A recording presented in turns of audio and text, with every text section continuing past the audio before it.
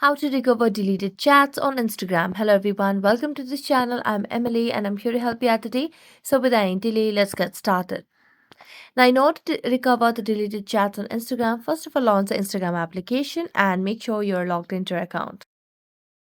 As you're logged into your account, tap on your profile at the bottom right corner of the screen, and here you'll be able to tap on settings and activity.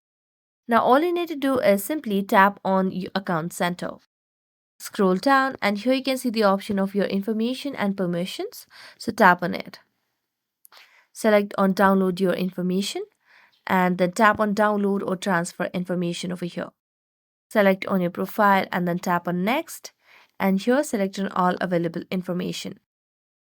Download the device and then here you just have to select the date range of where you would want to recover your deleted chats on Instagram. You can select from last week to custom time as well. After that, tap on save and then tap on create files and it will create the file and download it on your device. And that's how you can recover deleted chats on Instagram. So that's it. Thank you so much for watching this video. See you next time.